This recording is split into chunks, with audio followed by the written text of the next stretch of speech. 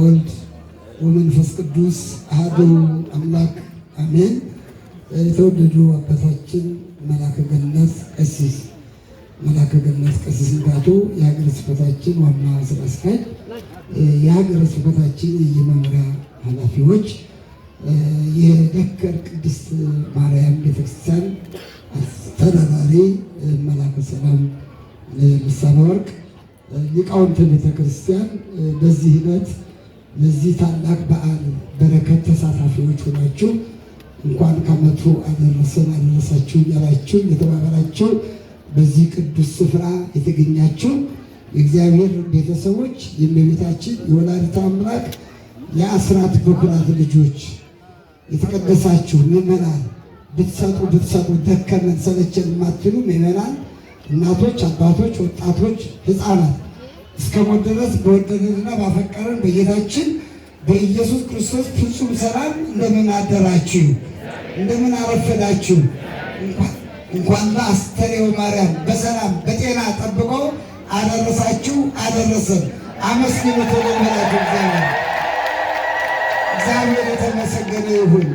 የገናን በዓል፣ የጥምቀትን በዓል፣ የቃና ዘገሊላን በዓል ህዝባችን በሰላም ወጥቶ በሰላም ገብቶ እንዲሁ ደግሞ ለማክበር በእውነት ያበቃል። በድጋሚ ክቡር ስሙ የተመሰገነ ይሁንልን። አመስግኑት። እግዚአብሔር የተመሰገነ ይሁን። ልሄድ ከክርስቶስ ጋር ልኖር እናፍቃለሁ፣ ከሁሉ ይልቅ እጅግ የሚሻል ነውና።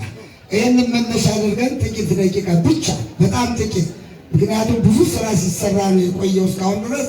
መንፈሳዊ የሆነው ስራ፣ ተግባራዊ የሆነው ስራ በተግባር በትምህርታችን የሚገለጠው የተገለጠው በተግባር እናንተ የገለጣችሁት እሱ ብቻ ትምህርት ነው።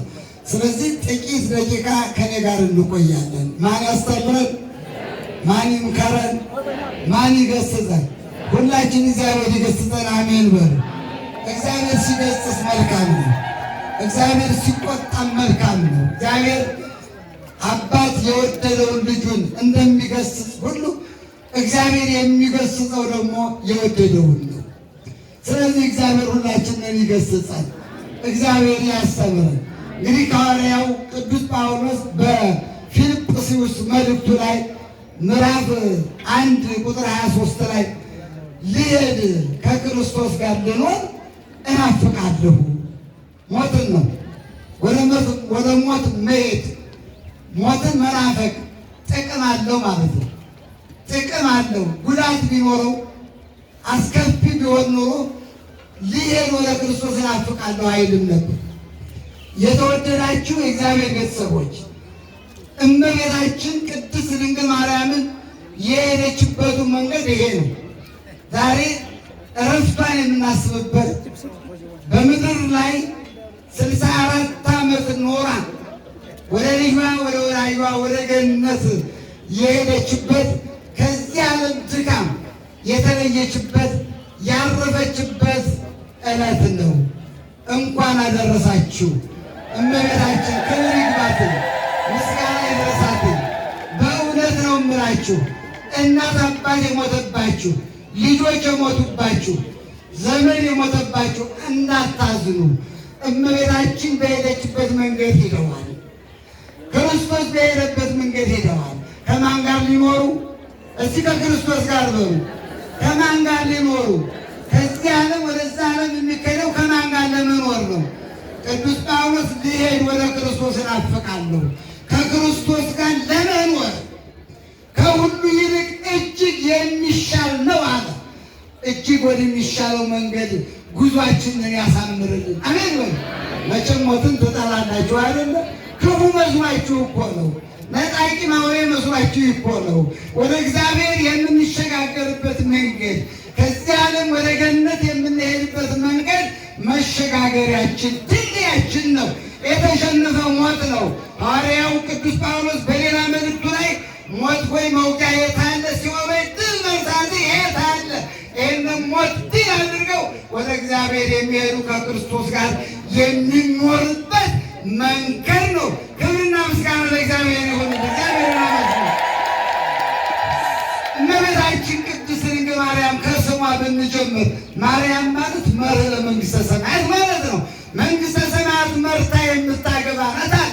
እመቤታችን ድንግል ማርያም በዚህ ዓለም ላይ ለዕውር መሪ እንደሚያስፈልገው፣ ለአንካሳ ምርኩዝ እንደሚያስፈልገው እኛን ምርኩዝና መሪ ሆና መንግሥተ ሰማያት የምታሸጋግረን ድንግል ማርያም ናት። ክብርና ምስጋና ለእርሷ ይሁን። ማርያም ማለት ጸጋው ሀብት ማለት ነው። ጸጋው ሀብት ናት፣ ስጦታ ማለት ነው። ለጊዜው ለእናት አባቷ የተሰጠች ናት። ፍጻሜው ግን ለሁላችን እናት እንድትሆን በመስቀል ላይ የተገኘች እናታችን ናት። ክብር ምስጋና ይድረሳት ለእመቤታችን። ስለዚህ ጸጋው ስጦታችን ናት። ማርያም ማለት ስጦታ ማለት ነው። እግዚአብሔር የሰጠን እናቱን እናት ትሁናችሁ ብሎ የሰጠን እናታችን ቅድስት ድንግል ማርያም በእውነት ጸጋው ሀብት ናት። ማርያም ማለት ፍጽምት ማለት ነጭ የሌለባት ርኩሰት ፈጽሞ የማያውቃት ነውር የሌለባት። አይ ሰሎሞን ጠቢቡ ሰሎሞን አንቺ ነውር ወይንም ትሪ አላት። የላትም ነውር የሌለባት መርገመ ሥጋ መርገመ ነፍስ የሌለባት ያላገኛት እግዚአብሔር በቸርነቱ ከእናቷ ማኅፀን ጀምሮ የጠበቃት ለእኛ ተጠብቃ የቆየችን ምክንያተ ድኅነት የሆነችን ክርስቶስን ያሳየችን የገለጠችልን ማንም አይቶት የማያውቀው እግዚአብሔርን ያየንባት አማናዊት መሳዊታችን ናት። ክብር ለእሷ ይሁን። አመስግኑ። ከዚህ የበለጠ እናትነት ምን አለ? ከዚህ የበለጠ ሕይወት ምን አለ? ከዚህ የበለጠ ትልቅ ስራ ምን አለ? እግዚአብሔር አይታይም ነበረ። እነ ሙሴ በዘመናቸው እግዚአብሔርን ለማየት ጓጉ፣ ፈለጉ፣ አላዩም። ግን ታላቁ ሰው ሙሴ ጀርባህን አሳየኝ አለ። አታየኝም አለው። እመቤታችን ግን አሳየችን። ክብር ይግባት። ወልዳ በቅፏ ታቀፈ። የድንግልና ሐሊብን እያጠባችው በቤተልሔም በከብቶች ወልዳ ታቀፋ። እመቤታችን ክርስቶስን አሳየችን። በእውነት ሲጠመቅ አይተነዋል፣ በእሷ ምክንያት ነው። ሲሰቀል አይተነዋል፣ በእሷ ምክንያት ነው። ለዚህ ሁሉ ምክንያት የሆነችን ድንግል ማርያም ወላዲተ አምላክን የሰጠን እግዚአብሔር ክብር ይግባው። ስሙ የተባረከ የተቀደሰ ይሁን። ስለዚህ እመቤታችን አንዳንድ ሰዎች ስንት ሰዎች አንዳንድ ሰዎች ከመጽሐፍ ቅዱስ የእኛ የሆነና ወይም ይጠቅመናል ነው ይሆናል ወይም ትርጉም አልገባቸው። እግዚአብሔር ማስተዋሉን ይስጣቸው። አንዳንዶቹ አንቺ ጋር አንቺ ሴት ይላሉ። ልክ ነው፣ ትክክል አይደለም እንዴ? እመቤታችን ሴት ናት ወንድ ናት? ሴት አይደለችም እንዴ? ምን ልትባል ፈልገው ነው ሰዎቹ? ስለዚህ ሴት ናታ። አንቺ ለማለት ደግሞ የቅጽል ስሟ ነው፣ እሱም የክብር ስሟ ነው። ወንድ ቢሆን ኑሮ ማን ይባል ነበር? አንተ ሰው ይባል ነበር አይደል? ስለዚህ እመቤታችን ምን መባል አለባት? አንቺ ሴት መባል ስላለባት ጌታችን አንቺ ሴት ብሏታል። ስሙ ይመስገን፣ ክብር ይግባው። በእውነት ይሄ ትክክለኛ ቃል ነው። በሌላ መልኩ በዚህ በሉቃስ ወንጌል ላይ ምዕራፍ 1 ቁጥር 48 ላይ ነፍሴ ጌታን ታከብረዋለች፣ መንፈሴም አምላኬ በመድኃኒቴ ሐሴት ታደርጋለች። ማን? እመቤታችን ከልቤ ማለት ነው፣ ልቦናዬ ማለት ነው። ጌታን ታከብረዋለች ስለተደረገው ነገር። ከዚያ ቀጥሎ የባሪያይቱን ውርደት ተመልክቷልና ብላ ትውት ስለሆነ እናውም በተሰጠኝ ክብር ነው አላለችም፣ ባገኘሁት ጸጋ ነው። ከላይ እኮ በዚሁ ምዕራፍ ላይ ቅድስት ኤልሳቤጥ የጌታዬ እናት እኮ ብላታለች። እሷ ግን ባሪያ ነኝ አለች። እሷ ግን የጌታ ባሪያ ነኝ አለች። በልቦናዋ ጌታን አመሰገነች። ከዚያ በኋላ ምን አለች? በእውነት አለች መንፈሴ በአምላኬ በመድኃኒቴ ምን ታደርጋለች አለች? ቅድመ መምህር አስተምረውናል። ሐሴት ታደርጋለች አለች። አንዳንድ ሰዎች እመቤታችን መድኃኒቴ ብላለች፣ እዚህ ላይ ልመጣላችሁ ነው።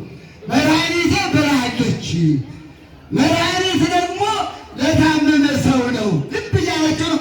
አንዳንድ ጊዜ ሌሎች ሰዎች የሚጠሯቸውን ጥቅሶች መነጋገር፣ በአደባባይ መወያየት አለብን።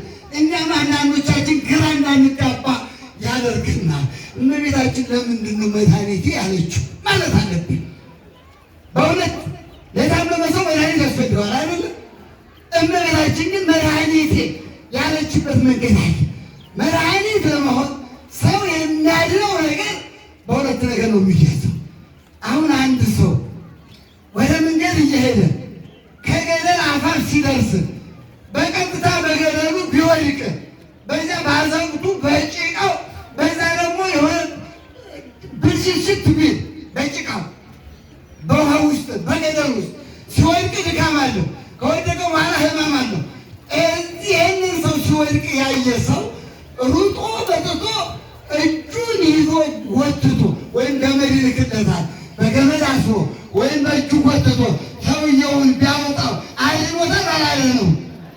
አድኖታል፣ አድኖታል። ይሄ አንዱ መድኃኒት ነው። ሌላው አንዲት ሴት ለምሳሌ አንዲት ሴት መንገድ እየሄደች ከገደሉ አፋፍ ስትደርስ ሳትወድቅ ከአፋፉ ላይ እንዳለች አንድ ሰው ከወደ ኋላዋ መጥቶ እንዳትወድቂ ብሎ ጎትቶ ወደ ኋላ ቢጎትታት ይህቺ ሴት አድኗታል አላዳናትም? ይሄ ነው በቃ ነገሩ። ስለዚህ ሰው ጭቃ ማለት መርገመ ሥጋ ነው፣ መርገመ ነፍስ ነው። ያ ያላገኛት እንዳያገኛት ደግሞ ያዳናት። ስለዚህ ይህንን አምላክ መድኃኒቴ ብትለው እመቤታችን ተሳስታለች ወይስ አልተሳሳተችም? አልተሳሳተችም። እዚያ መስግን አልተሷል መድኃኒት ያለችው እውነት ነው። መድኃኒት ከእናቷ ማህፀን ጀምሮ የጣቀባም ከሰማ ይላታል የጠበቃት አምላክ ስለሆነ በእውነት መድኃኒት ልትለው ይገባታል።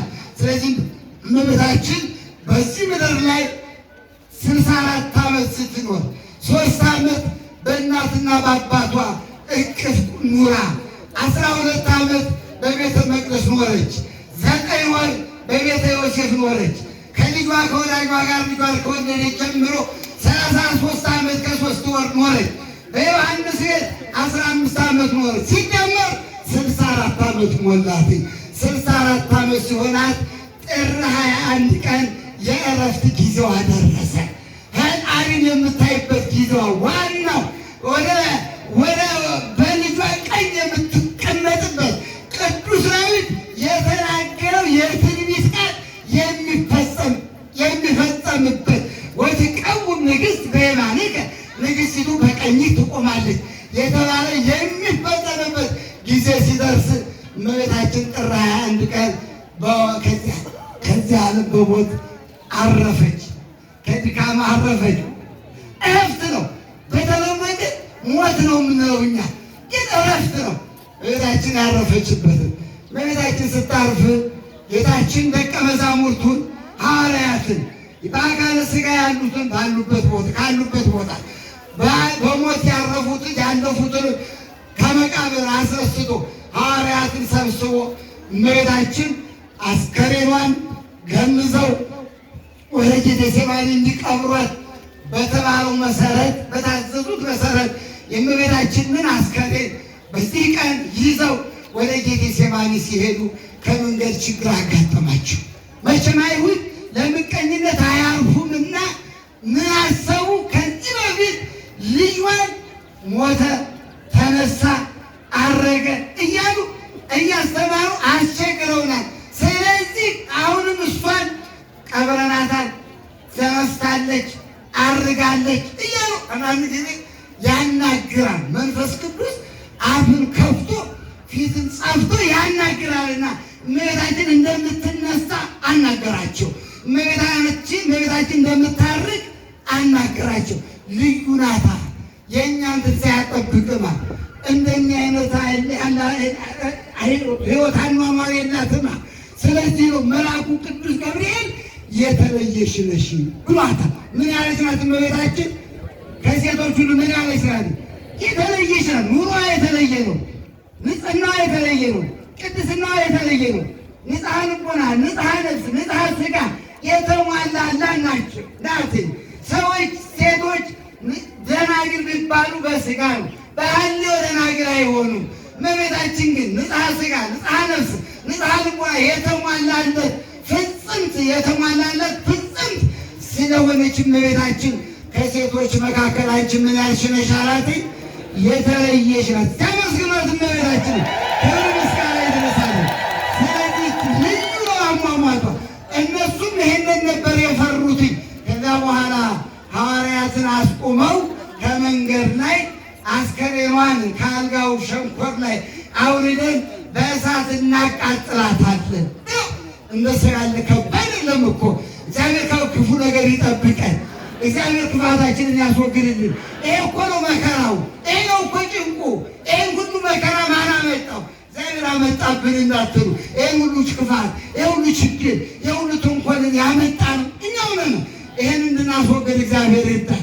እግዚአብሔር በዚያ በሲና ተራራ ላይ ሙሴ ፍታት ወታራሳኒከ ወምገሪከ አለው። ከእግር ያለውን ጫማውን አውልቅ አለው። ቦታው የተቀደሰ ነው አለው። ጫማው ብቻ አይደለም፣ በውስጣችን ያለ ክፋት መውለቅ አለብን። በውስጣችን ያለው ተንኮል መውለቅ፣ ዘረኝነቱ፣ ክፋቱ፣ ተንኮሉ፣ ይሄ ሁሉ ነው። ይሄን ሁሉ መከራ ያመጣው እግዚአብሔር አይደለም ያመጣው። እግዚአብሔር ሁላችንን ይማረን። አሜን በሉ እስቲ። ሁላችን ለንስሐ ያብቃን በሉ። ለንስሐ ያብቃን እግዚአብሔር። ንስሐ ሰው ሲገባ ከእግዚአብሔር ጋር ይታረቃል። እግዚአብሔር ጋር ለመታረቅ ያብቃን። ኃጢአት ሲሰራ ከእግዚአብሔር ጋር ይጣላል። ንስሐ ሲገባ ከማን ጋር ይታረቃል? ከእግዚአብሔር ጋር ምን ይላል? ይታረቃል። ነገር ግን እኛ የምንሰራው ስራ መስራት እግዚአብሔር ዝም ብሎ አይደለም የሚያጸድቀን። አንድ እንዳው ካህናት አባቶች ስታገኙ መንገድ ላይ ትሳለማላችሁ አይደል? መስቀል ያሳልሙናል አይደል? ስትሳለሙ ከተሳለማችሁ በኋላ ምን ትላላችሁ? ምን ትላላችሁ? ይፍቱ ይበሉ እስኪ ይባላል። ካህኑ ደግሞ ምን ይሉናል? ምን ይላሉ? እግዚአብሔር ይፍታ። ማን ይፈታናል? እግዚአብሔርን አመስግኑ። እሱ ነው እንዴ ያለው ስላለ እያንዳንዳችን የስራ ድርሻ አለን። በዚህ በቃና ዘገሊላ ሰርግ አይታችሁ ከሆነ እመቤታችን ቅድስት ድንግል ማርያም እነዛን አገልጋዮች የሚላችሁን አድርጉ አለቻቸው። የስራ ድርሻ ነው። ጋኑን የማቆም ጋኑን ውሃ የመሙላት ለአሳላፊው ቀድሶ የመስጠት የማን ስራ ነበረ? የአገልጋዮቹ። እግዚአብሔር ሊሰራው ይችል ነበር? አይችልም? ይችል ነበረ። የሰዎች ስራ ድርሻ አለው። ስለዚህ እኛ ንስሐ ከገባን ከማን ጋር እንታረቃለን? ከማን ጋር እንታረቃለን? እግዚአብሔር ጋር ከታረቅን ማን ይምረናል? ይሄንን ክፉ ዘመን ማን ያስወግደዋል? እግዚአብሔር ከዚህ ክፉ ዘመን ማን ያሸጋግረናል? እግዚአብሔር ያሸጋግረናል። ስሙ የተመሰገነ ይሁንልን። እመቤታችን እዛ ከዚያ ከአይሁድ መካከል አንደኛው ጡንቻው የጠነከረ በጣም ወፍራም የሆነ ጉልበተኛ የሆነ ታውፋንያ የሚባል በመካከላቸው ነበር። እኔ የእመቤታችን የማርያምን ነው። እመቤታችን በነገራችን የምንላት መቼም እኛ ነው። ሌሎቹ ወላዲተ አምላክ አይሉ መቼም የኢየሱስ እናት ናት ማለታቸው ደስ ይላል አይደል? ቅዱስ ዮሐንስም እኮ ብሏል። ምንድነው ያላት?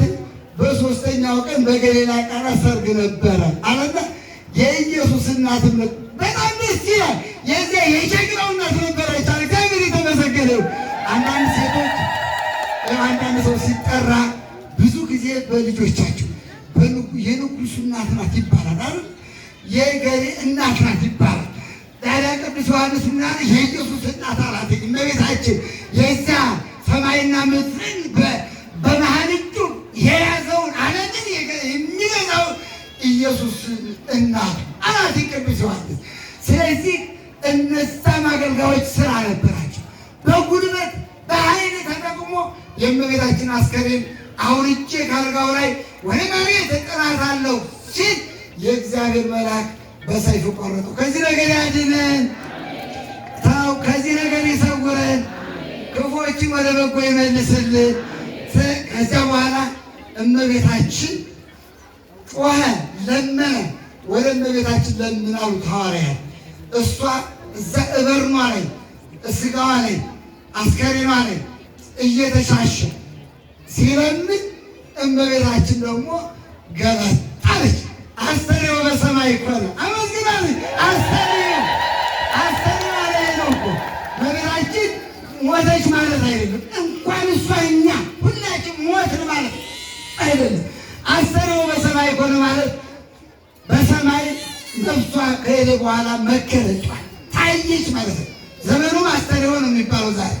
ስለዚህ እመቤታችን ቀና አለችና ለቅዱስ ጴጥሮስ እጁን የተቀጥልለት አለችው። የተቆረጠውን እጁን ስትቀጥሎለት እንዳለ ነው አለችው። በትር ይዞ እንደ ቀድሞዎቹ ተፈውሶለታል። አሁን ነው እልልታ፣ አሁን ነው ምስጋና፣ አሁን ነው ክብር፣ አሁን ነው ውዳሴ፣ አሁን ነው አምልኮ። ይህ ወንጌላችን ጠላቶቻችሁ ውደዱ አይደል የሚለው? የሚሰድቧችሁን መርቁ እኮ ነው የሚለው። የሚያሳድዷችሁን ጸልዩላቸው ነው የሚለው። ጸልዩ ጸልዩ። የእኛ ጌታ ደግ ጌታ የዋህ ነው። በመስቀል ላይ ሆኖ አይተነዋል እኮ የሚያደርጉትን አያውቁምና ይቅር በላቸው ብሎ የሚጸልይ ጌታ ነው። ምራቅ ለሚተፉበት በእውነቱ ለሚቆስቡት በዱዳ ለሚደበድቡት ለእነዚህ ሁሉ ማራቸው ብሎ የጸለየ ጌታ ነውና እመቤታችን ቅድስት ድንግል ማርያም በአስከሬኗ ላይ ገለጥ ብላ ይህን ሰውዬ እንደፈወሰች እኛም ካለሙ ኃጢአት ከዚህ ከመከራ ነገር ሁሉ እንዲፈውሰን እንዲሰውረን መልካም ፈቃዱ ይሁንልን። ለነበረን ጊዜና ሰዓት ሁሉ እግዚአብሔር የተመሰገነ ይሁንልን። በዚህች ለፕሮግራም መሪያችን ሳልሰጥ አንዲት ቃል ከክቡር ስራ አስኪያጁ የተነገረኝ ስለሆነ ደግሞ ይሄ የጥምቀተ ባህሩ ትምህርታችንን በዚህ ያጠናቅራል።